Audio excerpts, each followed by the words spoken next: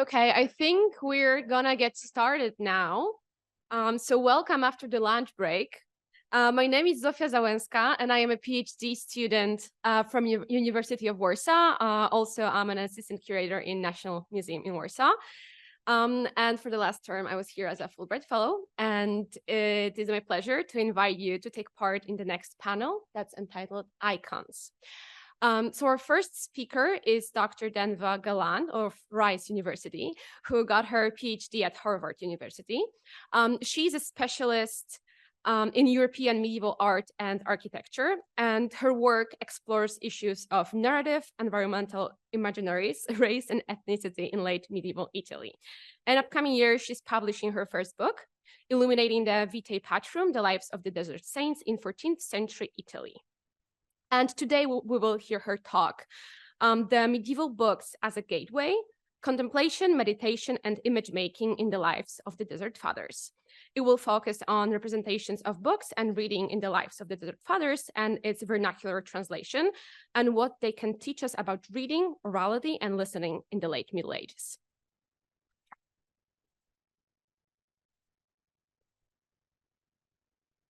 Thank you, Sophia, for that wonderful introduction, and a hearty thank you to both Len and Nick for the invitation and also the warm hospitality.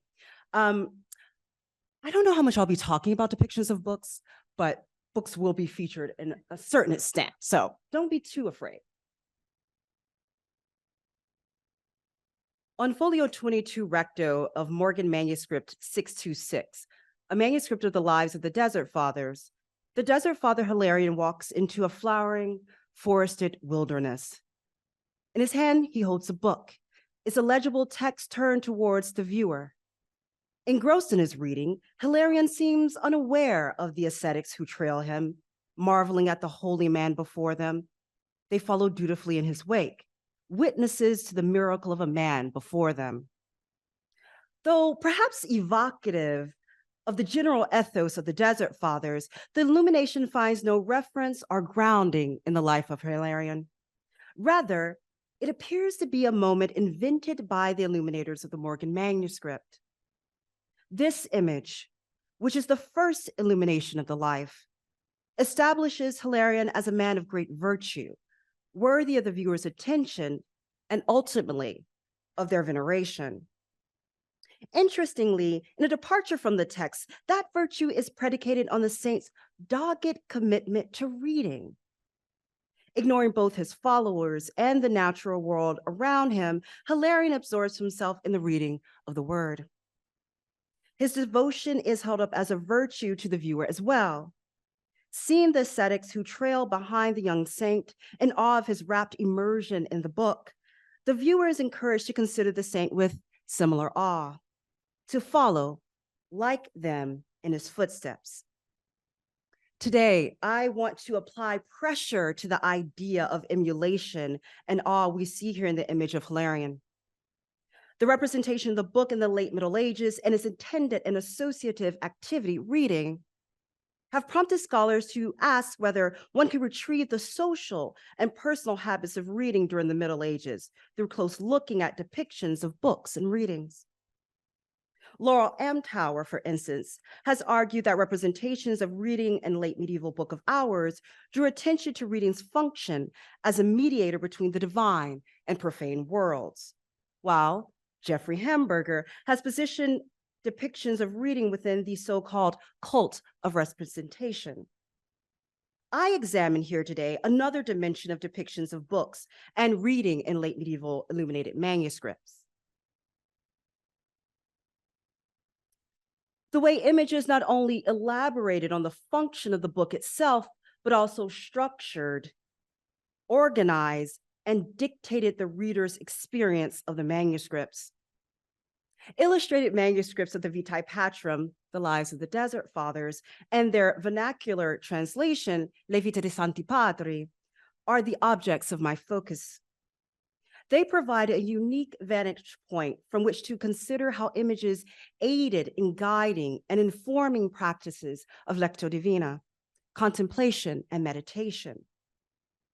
Though it heavily influenced the development of Western monasticism through its recounting of the lives of the Desert Fathers and Mothers, hermits who in the late 3rd and 4th centuries made a daring break with society, renouncing their familial claims and wealth so that they could lead a life of perfection in the desert.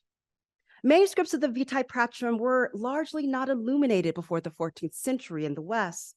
Yet, when they are illustrated, they not only narrate the text, as we see here with Hilarion previously, they also self-reflexively inform the way the text should be read. As I said previously, before the 14th century, manuscripts of the Vitae Patrum were rarely illuminated. With almost no iconographic tradition to speak of before then, illustrated manuscripts of the Vitae Patrum in Italy generally featured inhabited initials featuring desert fathers and mothers peeking out from their confines, and historiated initials showcasing salient scenes from the lives. Illuminations beyond this, an even rarer occurrence, tends to occupy the margins in the form of decorative foliation or in the form of bas de page, freestanding miniatures. Now here comes my shameless plug. In my book, Illuminating the Vitae Patrum, The Lives of the Desert Saints in 14th Century Italy, I examined comprehensively the Morgan Library's richly illustrated manuscript of the Vitae Patrum, manuscript M626, whose extraordinary illustrations are a singular testament to the rise of the Eremitic ideal and its impact on the visual culture of late medieval Italy. As I argue in my book, through its extensive narrative illumination cycles, manuscript M626 seeks to teach the 14th viewer to cultivate a rich life, consisting of private orientations and practices that lead to a closer relationship with God and Christ, the goal of the eremitic life embraced by the Desert Fathers. Now, I won't give away all of that today, however. While the manuscripts I will discuss today are not as fulsomely illuminated as the Morgan manuscript, their images are no less instructive and edifying. The historiated and inhabited initials and bas de page illuminations did not simply decorate the page, but directed and focused the viewer's attention, aiding in the comprehension of the narratives and facilitating their reception. While several of the manuscripts of the Vitae Patrum were made for a chiefly monastic audience, others, such as manuscripts of the vernacular translation of the text, might very well have been intended for a lay audience, thus illustrating how monastic ideals were transferred to lay audiences in the late Middle Ages. One of my favorite manuscripts, manuscript Vatlat 375, for example, contains a colophon stating, quote, "This book is from the monastery of Santa Crucis in the city of Jerusalem, order of the Carthusians," end quote. This book is from the monastery of Santa Crucis in the city of Jerusalem, order of the Carthusians, connecting it to the Carthusian monastery by at least the 15th century. Although it was certainly in the hands of Carthusians by the 15th century, Rebecca Corey has suggested that the Vatican Lives might have originally been commissioned by Frederick III as a gift for the monastery, or perhaps even for himself. In addition to the Vatican's Vitae Patrum, a 14th century Florentine manuscript from the Biblioteca Casanatese also has a monastic provenance. An inscription on folio recto 2 indicates that both the illumination and the scribal work were done by a Sister Clara of the monastery of St. Gallifanabus. Scholars have also suggested that either Carthusian or Camaldese monks illuminated manuscripts of the Vitae Patrum, now held in Brindisi.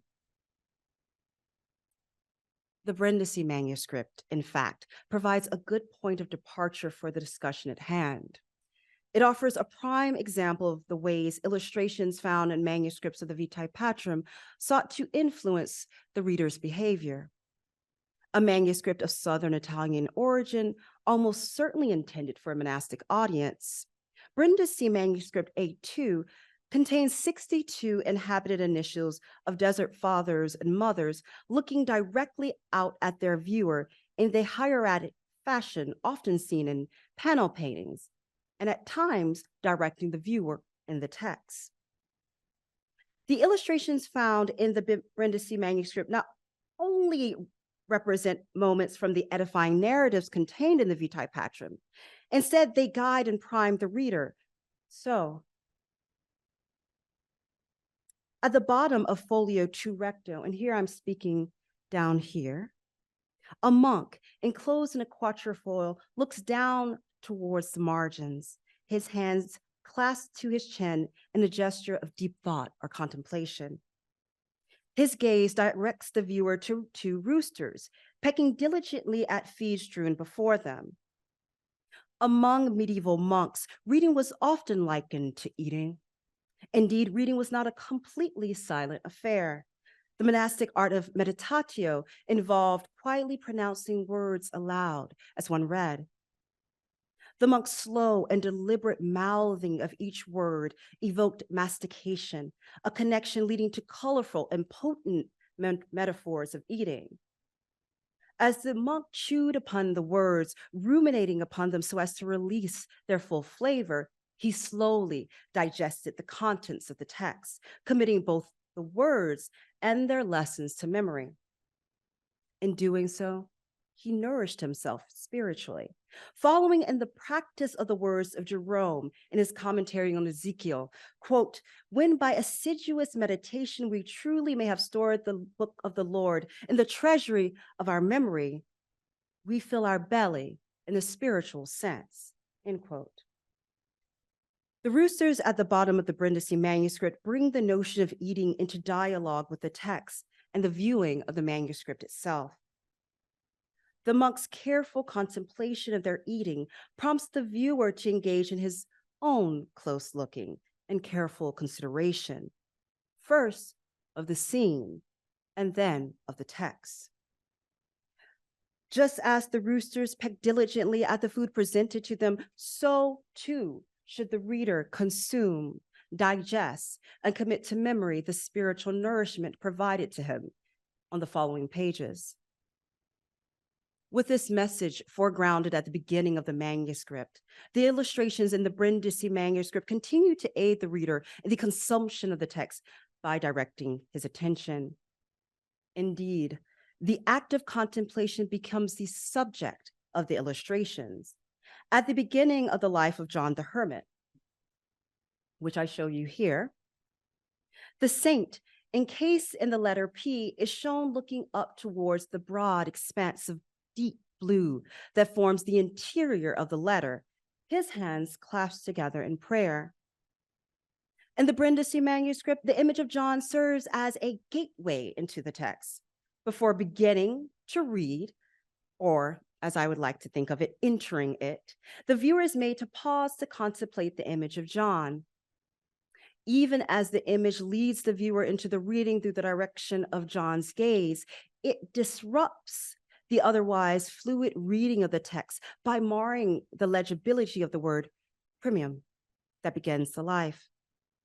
In this way, the illustration creates a meaningful pause in the reading of the life, during which the viewer is invited to consider the attitude and comportment of John. The piety of this holy and virtuous man is showcased here through the perfected action of prayer. Concentrating on the heavens with single-minded devotion and pious deferential comportment, John models the attitude with which the viewer should approach the text. The reader, the image suggests, should be likewise deferential and focused, awaiting the words that follow. Following John's gaze, the viewer is led to the beginning of the Vita, prompted to begin reading with John's example in mind. Similar to the illuminations in the Brindisi manuscript, the historiated initials in the aforementioned Florentine manuscript of the Vitae Patrum, MS 1898, serve as helpful reminders and prompts guiding the reader and the reading of the text. more elaborately illuminated than the Brindisi manuscript.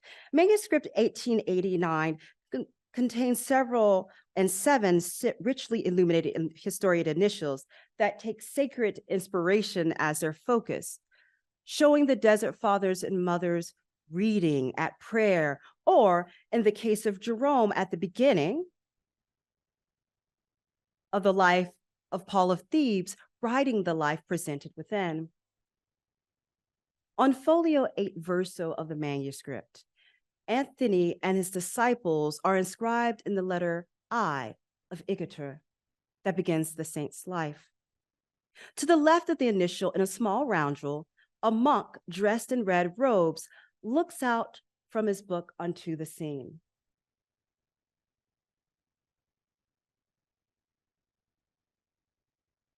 There we go. Hope you can see him right there. The image before him, a visualization of the text he holds. The image works similarly for the reader. It is a glimpse into the contents of the text he is about to read.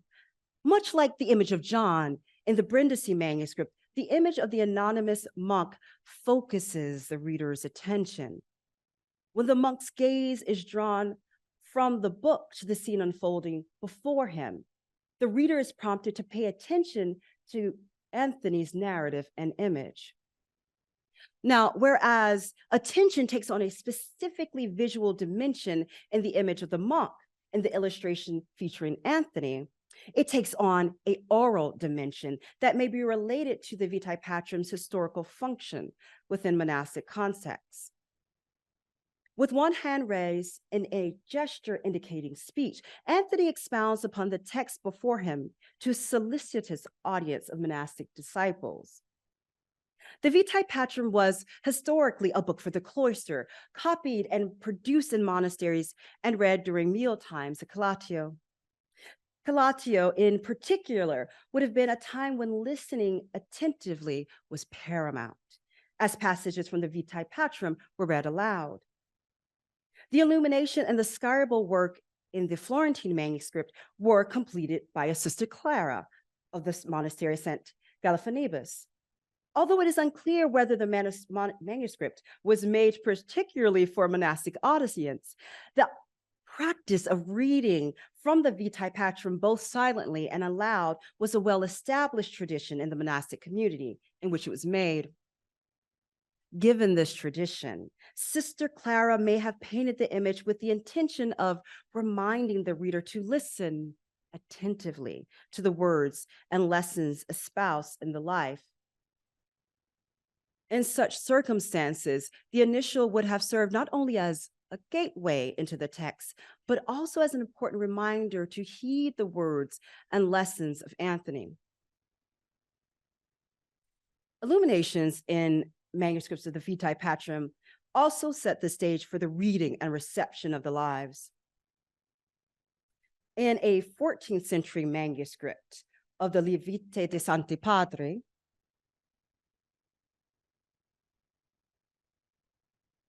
Calvaca's vernacular translation of the Vitae Patrum, a historiated initial and miniature come together to foreground the significance of the corpus. One of the most complete and well-conserved versions of Calvaca's magnum opus, the Florentine manuscript contains 13 historiated initials that scholars believe reflect the style of the illuminator and painter Pacino da Buonaguida. At the bottom of the folio 3 recto of the manuscript, two saints enclosed in lunettes frame the text that begins the life of the Paul of Thebes. The saints' framing is both literal and figurative. Occupying the margins of the text, they provide an important context for understanding Paul's life. At the beginning of that life, Jerome sets the stage for our reception of Paul's Vita by describing the persecutions of Christians under the Roman emperors Decius and Valerian. Quote, in that time, Cornelius in Rome and Hyperion in Carthage were martyred. There were great persecution and death of Christians in the Thebaid and in Egypt, end quote. So that the reader may understand the gravity of the cruelty dispensed by the persecutors, Jerome describes the torment of two Christian figures. The figures that occupied the lunettes here, that opened the Florentine manuscript. As described in the life, the first youth in the lunette on the left is shown bound to a pole. Flies swarm over his naked body, which Jerome reports was covered with honey. His physical torment is evident. Blood pools from the wounds inflicted by insects. And yet, despite this assault on his body, his face remains serene. In tormenting him with flies, his persecutors thought that they could, quote, conquer he who had not been conquered by fire or iron, end quote. His calm resistance, however, shows otherwise. In the lunette to the right, the saint is assaulted with luxury. Tied to a mattress made of ermine, the youth is tortured with pleasures that tempt him to renounce his faith for comfort, both sensorial and material, which I wouldn't mind. Indeed, the material pleasures on display are the same that the desert fathers like Anthony renounced. This temptation is compounded by the temptation of sexual pleasure. Note closely here. A woman caresses what must have been the saint's genitals, although they have been erased, forcibly eradicated from the image by a reader. In response to the woman's advances, the youth bites off his tongue, and the blood from the injury spews forth from his mouth onto the woman's face. And I hope, that you can see that a little bit here. Obviously, COVID was not an issue. His bold resistance to the woman's machinations demonstrates his faith. By inflicting pain upon himself, recreating in no small way the suffering of Christ, the saint shows that his faith in God is unshakable. He will not be tempted by pleasures of the flesh. Indeed, Jerome writes that by inflicting such pain upon himself, the young Christian emerges victorious, overcoming the temptation of carnal delights and thus impending corruption of his body. And one can imagine his soul.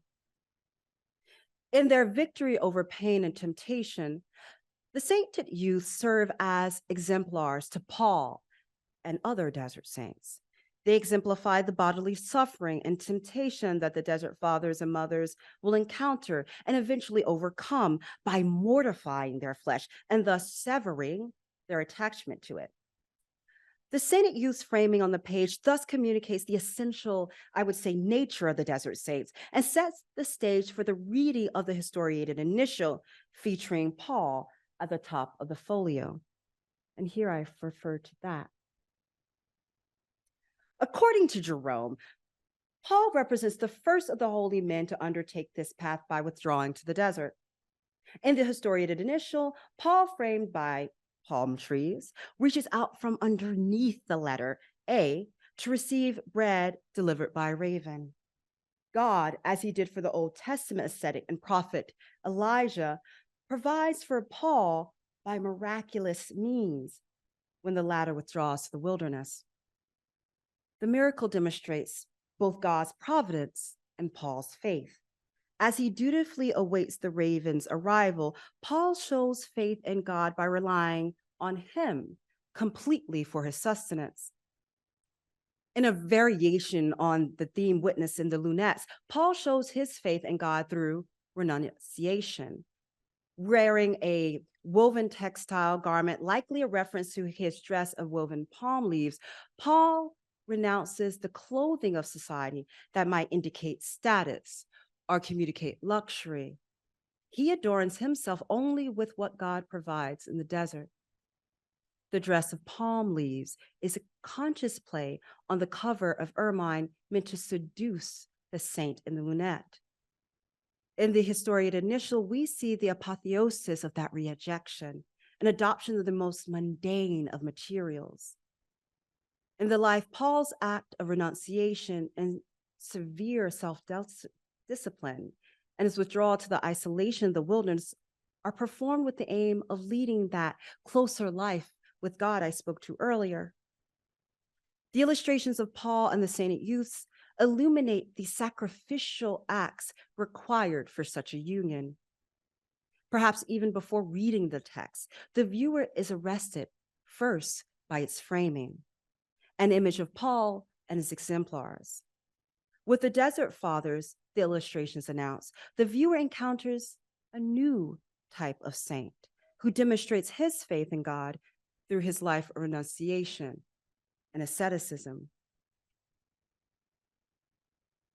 To conclude, for the medieval people who read such texts as the lives of the Desert Fathers, reading was more than a rote, mechanical operation.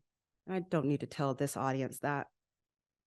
As alluded to in the figure of Hilarion here, reading was an immersive experience, a journey. That journey need not be facilitated only by narrative illumination. Historiated and inhabited initials also aid in the reading of the manuscript, leading the eye into the text and reminding the viewer to listen attentively, as I hope you have done here, and read closely. These illustrations engage actively and dynamically with the text, reminding the reader how to approach the edifying narratives within the medieval book. Thank you.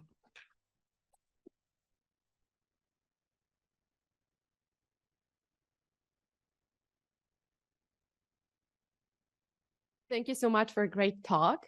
And our second speaker is Professor James Watts of Syracuse University. And Professor Watts is a well-recognized specialist in the Hebrew Bible who got his PhD at Yale University. In his scholarship, he concentrates on many topics, from biblical texts with later Jewish and Christian context to the religions and texts of ancient Egypt, Mesopotamia, and Israel. His Iconic Books project helps to understand the functions of scriptures in cultural and historical perspectives. And today we will hear his talk, Iconic Books in Renaissance Art, which resonates with the Basira project that we officially launched yesterday.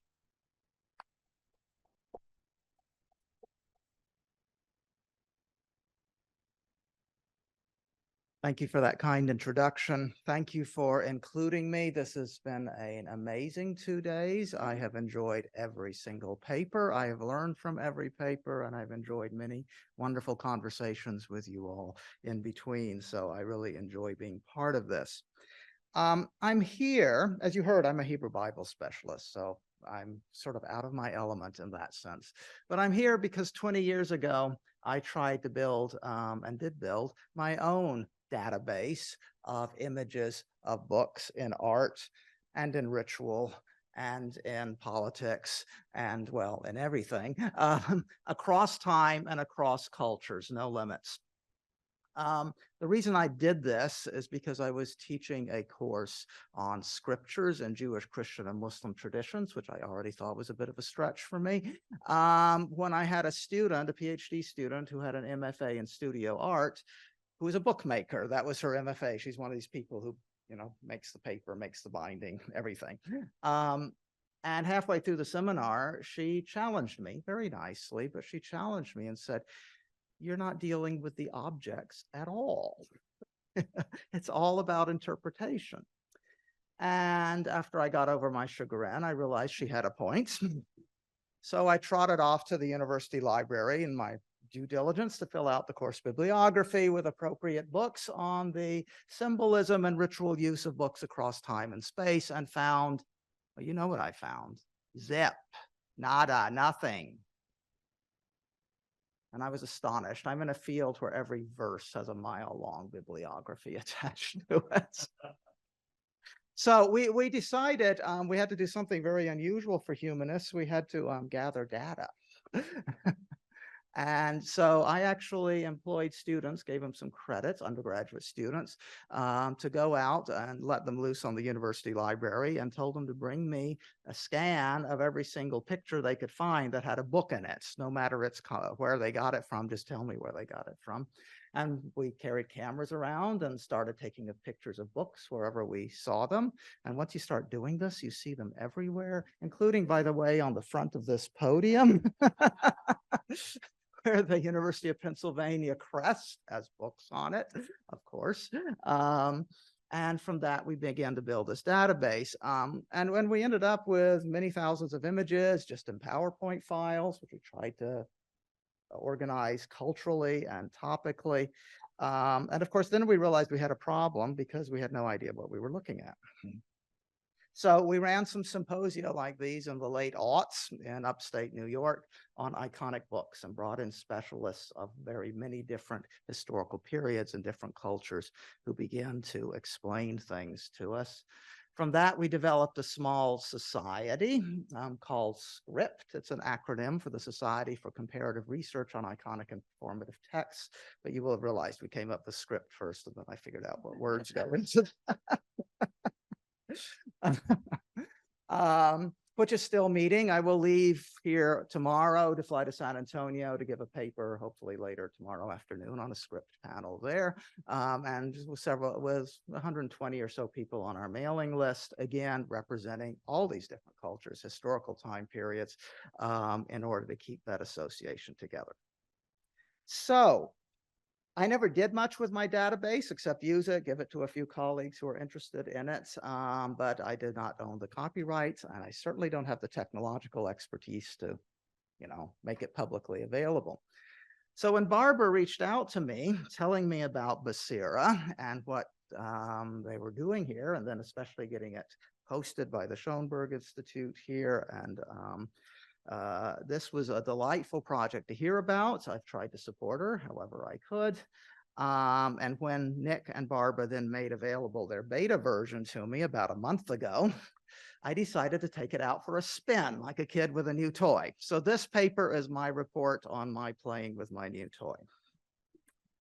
From this background, you'll realize I approached Basira with some expectations of what I expected to find, and these were rewarded.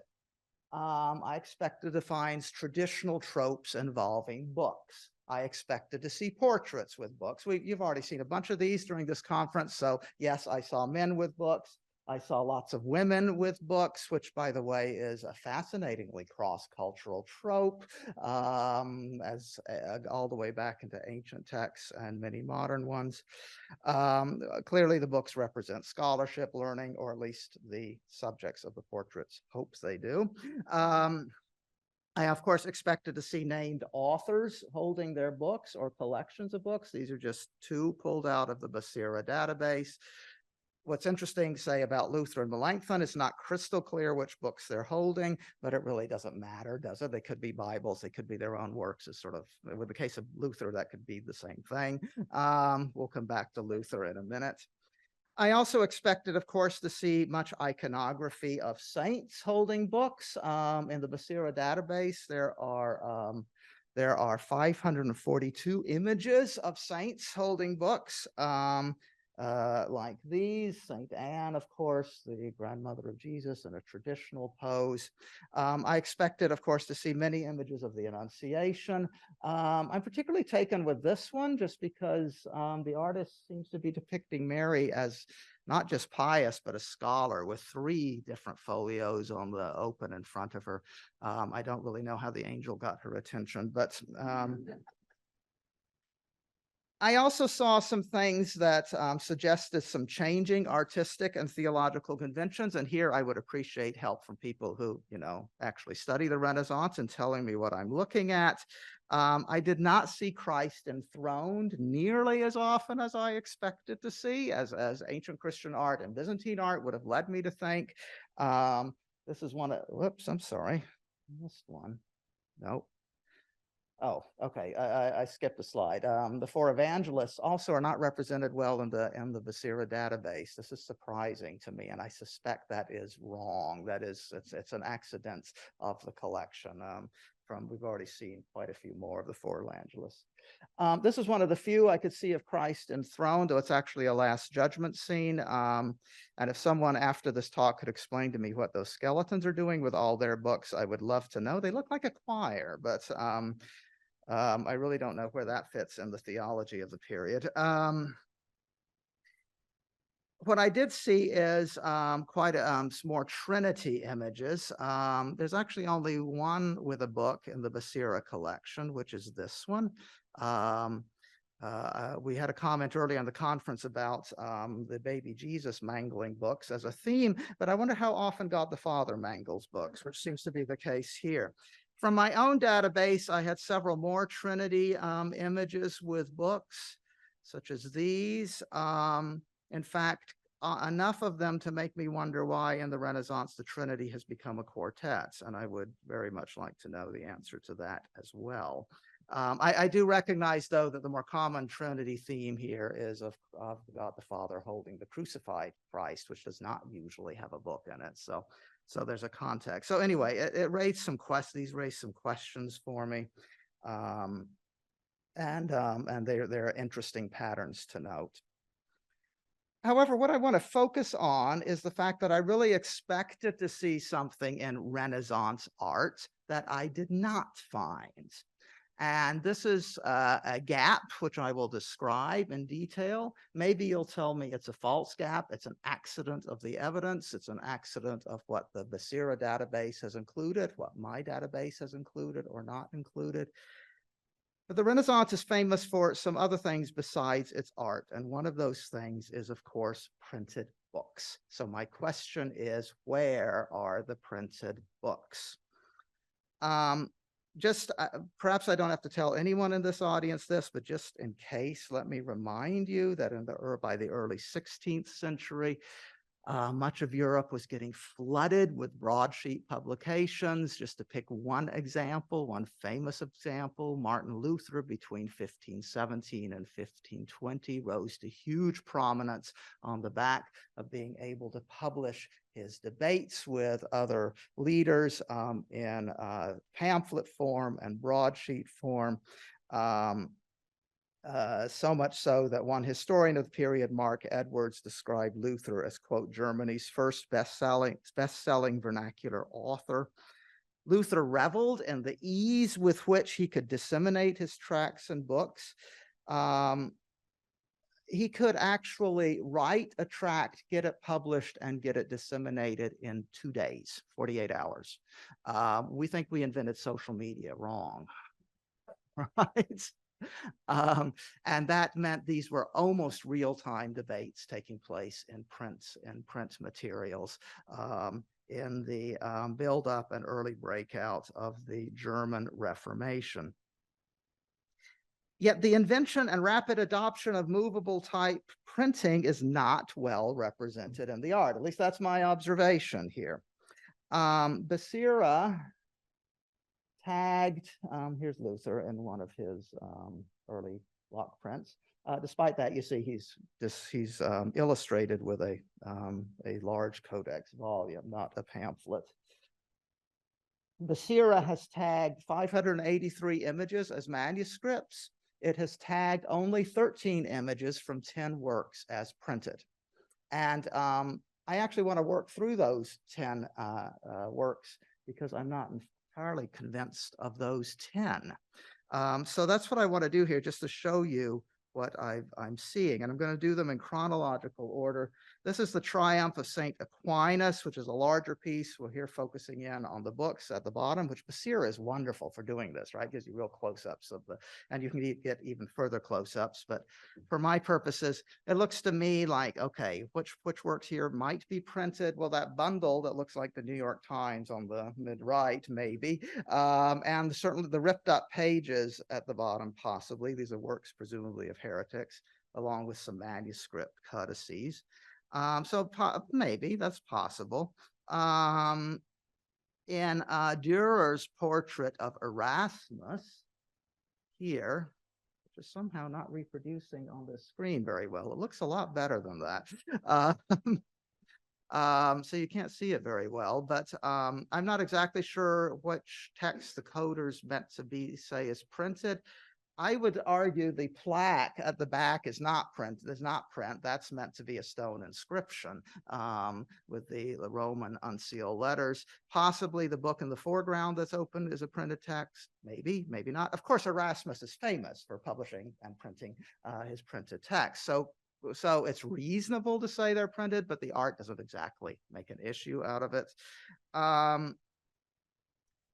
This portrait of this young lady from 1528 is interesting because the text she's holding is recognizable, that is readable. It's one of Petrarch's sonnets, and therefore, which was distributed in print widely in Italy in the 16th century, and therefore it's reasonable to think she's holding a printed text. But if you take a close look, I'm sorry, that does not look like print to me. Now, it occurred to me, and I hope I won't get stoned by art historians, that occurred to me to think that maybe the painter's just lazy. I mean, painters, after all, are working brush in hand. Is a heck of a lot easier. The easiest part of this painting to do was the text, right? All they have to do is write it out. Reproducing a print, something that looks like print, oh, that's a lot harder, right? So for painters, manuscripts are inherently easier, of course, to produce. So maybe they're just lazy, but I suspect there's actually more to it than that, and that's going to be my argument here today. Barbara mentioned another text, the Bellini's triptych, which I had not looked at, which you said represents a printed text, but when you actually look at the manuscript form, it doesn't look printed, right? So there's several examples of this. By the way, this is a digression, but one of the interesting things about the reproduction of books, sufficiently detailed books that you can read them in art, is that unlike almost everything else in this picture or in most pictures, a reproduction, a readable reproduction of a text in a piece of art is not just an image of the text, it actually reproduces the text. That is, or to put it ontologically, this is not just an image of a Petrarch sonnet, this is a Petrarch sonnet, right? And that puts texts in an interestingly philosophical way in a different conceptual space from everything else in this picture. I'll just drop that on you and leave you with it. I'm not going to pursue it here, but it's something I think is worth thinking about in the if you will, the ideology of this subject. Here in this Holbein portrait of the Archbishop of Canterbury, we have a table of contents. The tag suggests it's a book of hours. Possibly printed, certainly rubricated, but again, not clearly that way. I would say the same thing about this portrait of a woman with her book. The right margin is very even, but manuscripts can do that. Fairly highly rubricated text, but no illumination, so maybe print. Here, by this point, 1553, we're 100 years into book culture, just to put this into perspective. This portrait of Bernardino Campi, it looks more printed to my eyes, but maybe that's just my bias for the two-column format. I'm a biblical scholar after all. The regular lines, but yeah, it could be heavily rubricated, maybe. This, though, is the very first text I can point to which explicitly is showing a text that is a printed text. This is the physician's portrait of a physician holding the very famous text of Vesalius on the fabric of the human body, and that figure in it is a famous figure from that printed book. So here, clearly, the painter is depicting a printed book, and we know which one it is, and he's depicting it as print. But again, note the date. We're at 1588, 140 some years after Gutenberg, to actually get a clear-cut example of this. The four evangelists, these four evangelists at least, are labeled as having printed texts, which is reasonable from the lack of illuminations, the clear lines, maybe again. The Uffizi ceiling here, those really do look like printed texts with authors' portraits at the front that the angels are holding. But please note, we are now 200 years into print culture at this point. However, okay, let me just stop with that a minute. If you want to go looking for images of printing in the Renaissance, you can find them, right? Google it, they'll come up. For example, in the Book of Trades from 1568, here we've got a print workshop, though not especially highlighted any more than any of the other trades in this book, right? It's just one of many. And there are some images that make me think they must reflect print books. And this Bruegel, the ass at school illustration, of course, is terrifically satiric and not to be taken literally, though I do actually wonder if maybe just in the sheer number of pages of print that all the kids are mutilating on the floor, it maybe is not quite as unrealistic. I don't know. I don't know what you do with Bruegel anyway. But that raises the interesting question, since I mentioned Luther, what about Reformation era polemics around print and printing and books, which are all very famous? Well, in Fox's Book of Martyrs, we do get an interesting portrayal.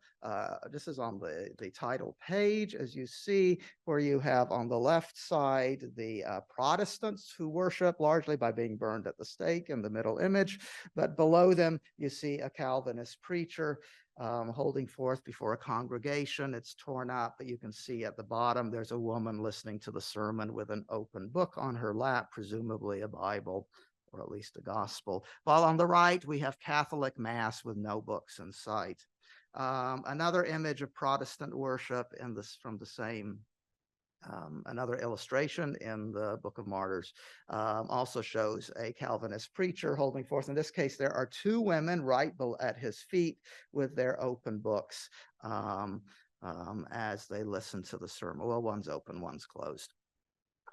So the Protestants were drawing this distinction in their art. I would point out, though, that if we get Catholic images of Catholic worship, such as this woodcut of the court of France at Mass, there are an amazing number of volumes in this picture.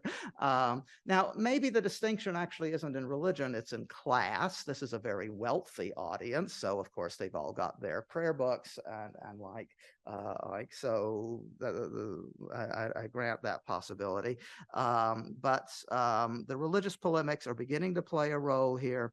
As time goes on, we can see more examples of the print book becoming an iconic object, such as in this dish from the Basira database, but 1692, where we get Wycliffe, Luther, Calvin, and Beza, each of them with their books. Wycliffe is actually writing in his, apparently still working on his translation. Over against the Catholic bishops and doctors who have only their slanderous words coming out of their mouth. However, to find a truly iconic print book that is given high status, I have to go all the way to 1728.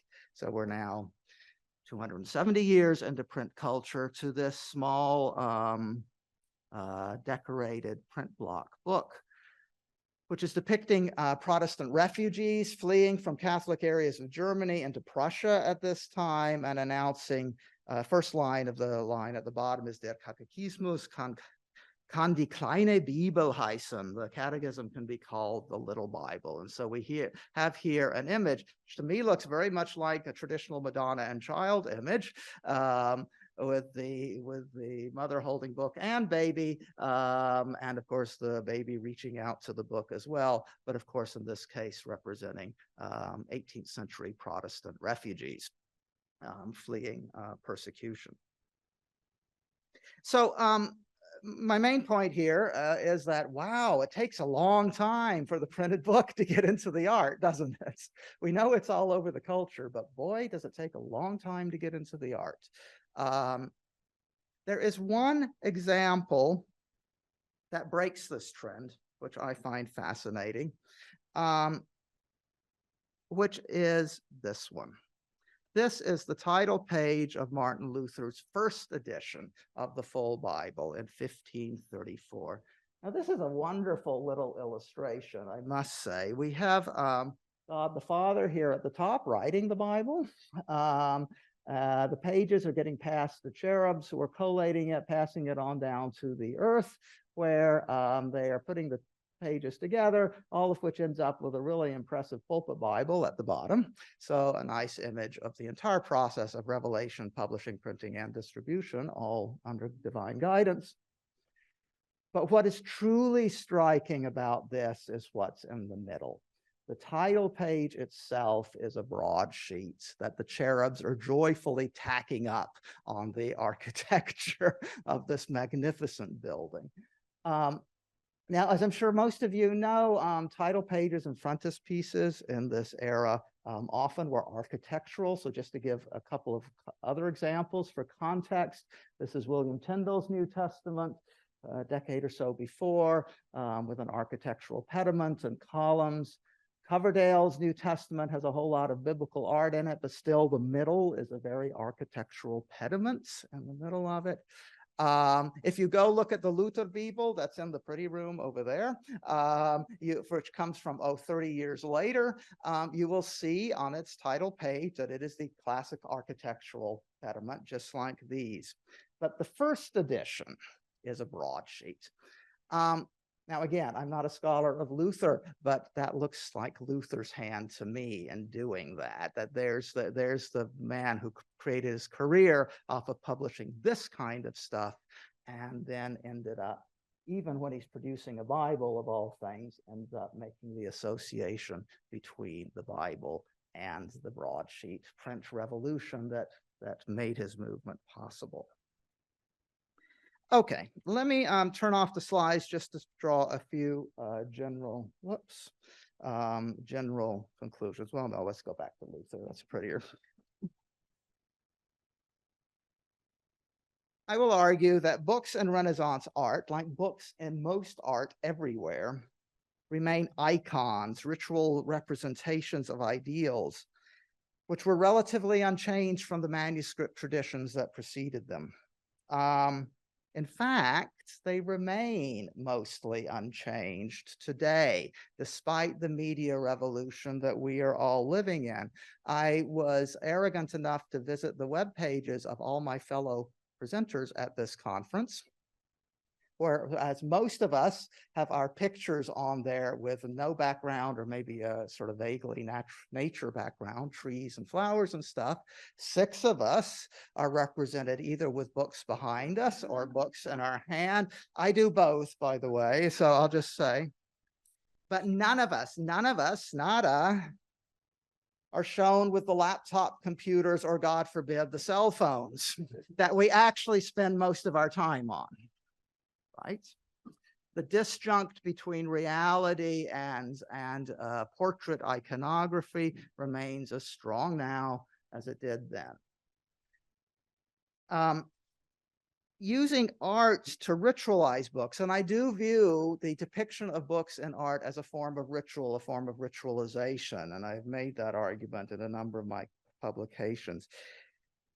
Doing that it allows books and portraits and other art to represent scholarship and tradition. And by doing so, of course, there's a natural tendency to take traditional forms in doing so. So it becomes reflexive. Scriptures and art, of course, have represented deity since ancient times, and again, therefore, tend to reinforce old-fashioned textual forms. By the way, that's not just in art, it's also in ritual. People today read their Bibles on their phones regularly, but if you actually have to parade one around, you're going to find yourself a good old-fashioned codex, as big as possible. And ritual books get manipulated just like icons. And I do mean this in the technical sense, that is specifically in the way that Byzantine icons are used in the Greek Orthodox, Russian Orthodox tradition is exactly what I mean when I say books are iconic. Books are used in exactly and ritualized in that fashion, but not just in the Orthodox traditions, but in Catholic, Protestant, Buddhist, some Hindu, certainly ancient Greco-Roman, et cetera, et cetera. So that's the argument I would make.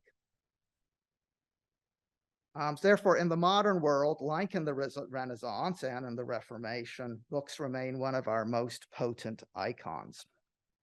I will leave you just with a question, which is that if ritualizing a book by representing an art, putting art in its cover page like this, is an iconic ritualization.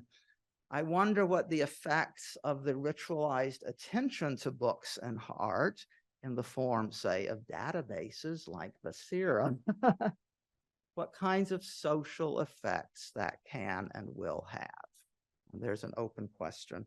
And I thank you again for letting me be part of this wonderful conference, and I look forward to your discussion.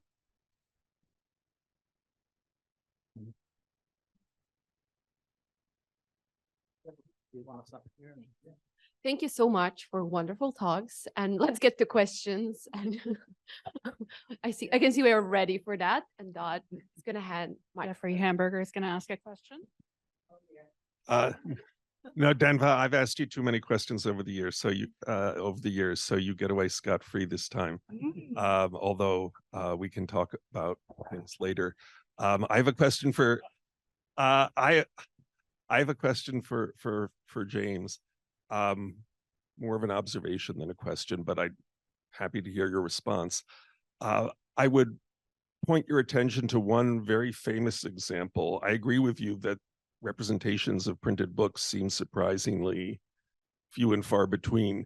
There's a famous painting of the Italian mathematician Luca Pacioli of, I believe, attributed to Jacopo da Barbari from around the mid-1490s that shows him with his edition of 1494 of his book on proportions.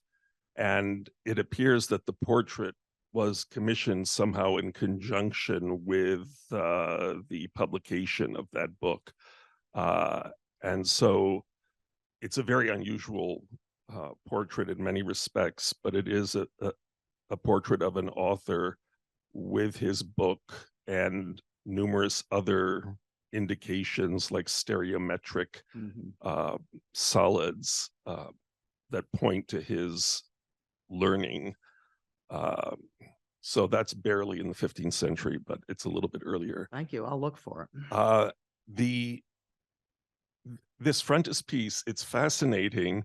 I don't disagree with your interpretation of it, but I think somehow ironically, and there are people here who would know more about this than I do, it's a very Italianate frontispiece that references Venetian title pages, illuminated title pages, in which the parchment of the page appears as if it were tacked on to the architecture in the margins.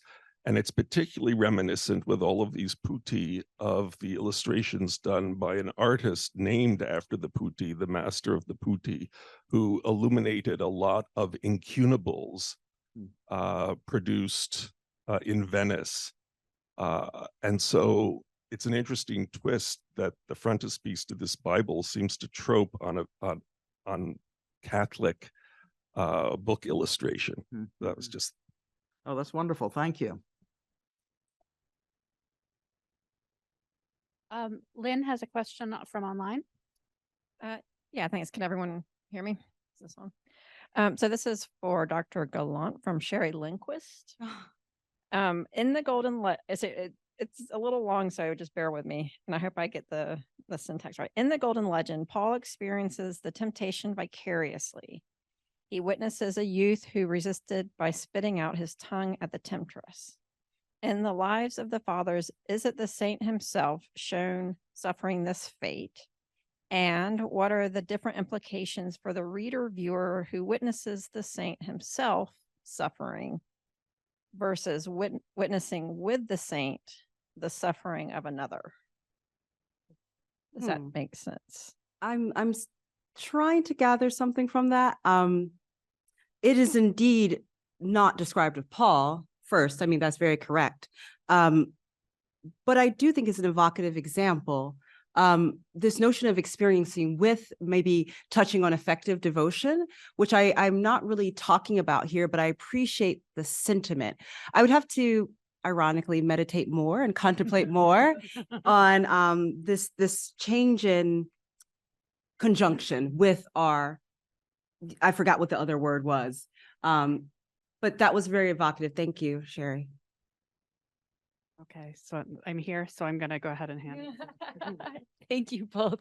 I love the comparison to us not showing our laptops and our phones. Although I wonder what computer science professors and like engineers I think profile they pictures probably might show. will, yes. I confess I'm one of those deeply basic scholars whose profile picture shows her with books in the background. So one thing that you got me thinking about in particular, and actually both of you, are the pragmatic features of book production and how much that shows up. So for example, I might disagree with you about the Petrarch because there's a signature and it's on a recto, which you find in a printed book. And there's a couple others where you see, I mean, it might be, I couldn't see from here, but pardon? They're ruling lines, they're not, okay. But yeah. And there's another one where you can see a choir signature. But my question, well, more for Bazira, including these as diagnostics for whether we decide something is print or manuscript. And I wonder whether that is an operative distinction between these books and how they're making meaning in these paintings. And whether, and then, to extend this, I'd love to hear Denva talk about this a bit, whether you could see enough attention. These are small, these are historiated initials, these are bas de page paintings, but whether the illuminators give any kind of attention to those pragmatic features of the books that these monks are reading, or is it often just a little bit of pseudo script? Yeah, so. Well, I'll just say quickly, I completely agree. I think my point was these painters are not putting any significance on the distinction between manuscript and print, whereas we very much do. So that's a huge value difference between us and the time period. That's at least what I'm seeing. After you. I love that question, and I'm going to answer it kind of obliquely. That picture of that image of Hilarion walking with the book, it kind of reminds me of walking with my cell phone.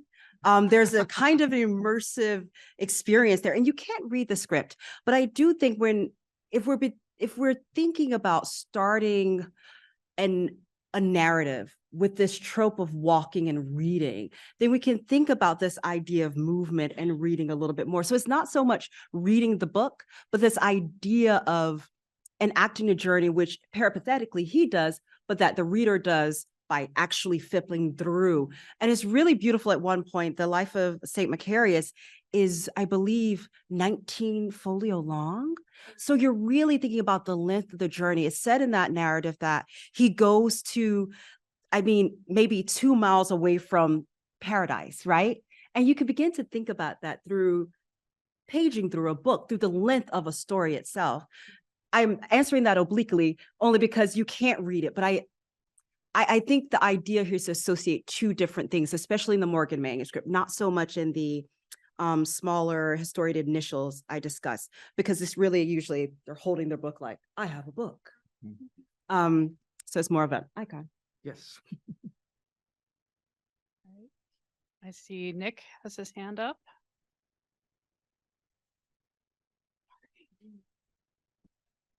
Thank you. Just a couple of points for Jim about first of all, I thought that this was an amazing case study of our data in Basira, and it's evidently not perfect, and there are these edge cases which we've often struggled with. I think the Bellini image is absolute. I mean, it's unequivocally Jensen or early Venetian incunable edition of the Bible. So it has hand painted letter forms, of course, for the initials, but it's certainly an incunable. So that might be a little bit. That's 1488. So we're but I think your point absolutely holds.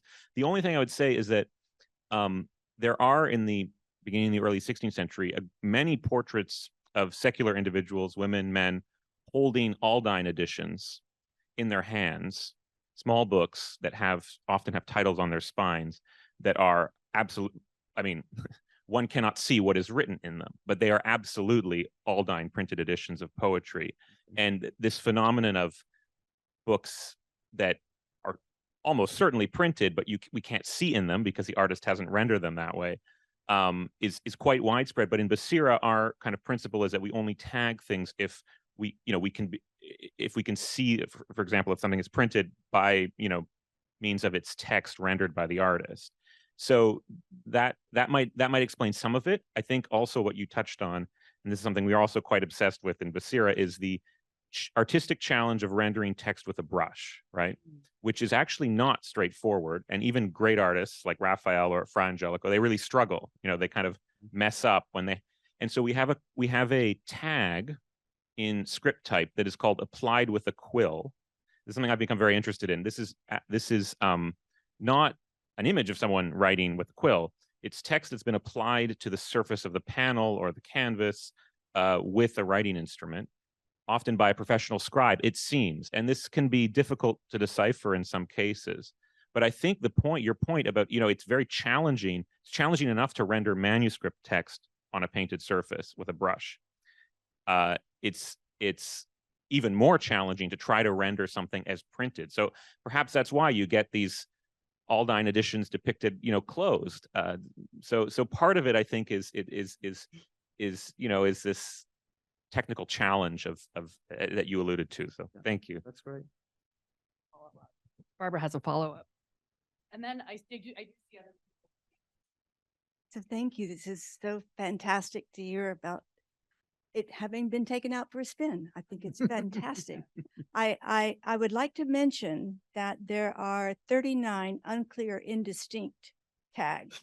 So, and that part of the challenge is really the difficult, in a way that the question Jim actually poses, if you will, the limitation of a database like this, because it is just a representation. And for us to tag something as printed, we felt that we had to be quite certain, and clearly we missed a few, but yeah, I still think you're onto something, that the artist portrayal of a new form lags behind the society's adoption of that new form. Yeah. So, but there are 39 others. Good, I'll look for that. I think Peter, and then I'll get to you. Yeah. Thanks very much for both of those wonderful papers. As Jim was saying, you know, Jeffrey was saying at the beginning that obviously we're dealing with avatars, but at the same time, I do want to push back against the notion that everything is avatar in the same sense, and the sense that there are manifestly symbolic books. I actually work in the opposite way. So I'll just give two examples, one of which is about a printed book. So I actually start with paintings, with objects that I haven't seen. So I started with bookmarks, a certain kind of bookmarks I saw in Van Eyck, which I'd never found in a library. Now we have a big catalog, we found them, but many, many more exist in paintings. Most of them disappeared. So Van Eyck, actually, you use the Van Eyck to find the actual object. And the second object is 1530 painting by Jan Gossert, very famous painting, The Merchant. And in this painting, he has a writing table beside him with a stylus in it. And the object itself is a printed book. And so there's actually, it's in NYU, it's by the same binder, it has the same stylus in it, it's undoubtedly, it's got a printed title page. It starts, so it is a writing tablet. It has blank pages in it, but it starts with an almanac, and they all do. And so once you start finding them, so it's closed in the painting, you can't see any writing. There's nothing on it at all, but it is actually a printed, it's a printed and manuscript object, it's both, but it actually, when you find it, so for me, it's really important to keep alive that other aspect. And when we look at Van Eyck, art historians need to look more closely at the bookmarking systems. I appreciate that. And yes, that's exactly right. And in a given picture, many things may be highly realistic and others are iconic. And of course, my main point was about what isn't there, and maybe it's more there than I thought. But even in the portraits of my fellow presenters, right, the books that are there are real books. That's not the issue. It's the point, what's not there, right? Yeah. And I think that should be our last question. Okay. Yeah, Okay. sure. Did you still have a question? Okay. One more question? Oh. Sorry, I'm gonna, because I do remember. Yeah. Oh, thank you so much for.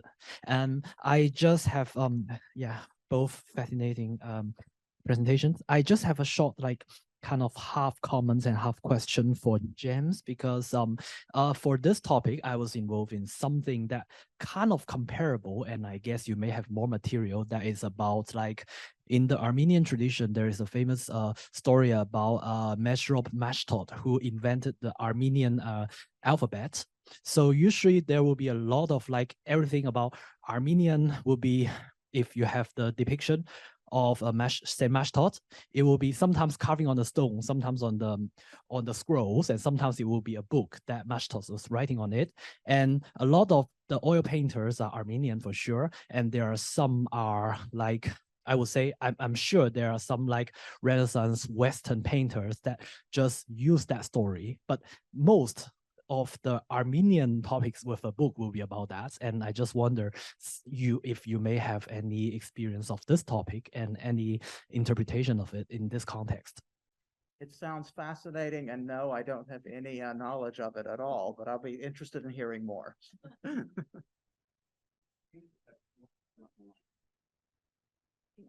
Denva, I had a question for you. I got really hung up on the eye of Igitur that is square. Yeah. And I was wondering how often you feel like you see the form of the book itself bending to the requirements of the images, and so such that it's not the images fitting into the predetermined form of the book, but the book responding to the needs of the visual program and working its way into this kind of beautiful experiential framework that you're building. For that Pacino da Bonneguida, which I said that, now I'm thinking maybe it's not, but upon closer inspection, often, very, very often. And I think about that, especially as the image is setting the groundwork for the reception or the entree into it. But I'm also thinking, and this is something you probably are very well versed in as well, about the necessity of being able to read the first letter itself, that somehow you would have been so familiar with the text itself that would not have been necessary. So at the same time that is guiding you into a reading, it's also kind of suggesting prior knowledge, you know? And I love that statement of it, that, you know, we're thinking about the image itself, taking foreground over the letter. I'd like to run with that a little bit further. Thank you. Okay, so let's thank our speakers with a round of applause. And we'll see you in 15 minutes. I have a question.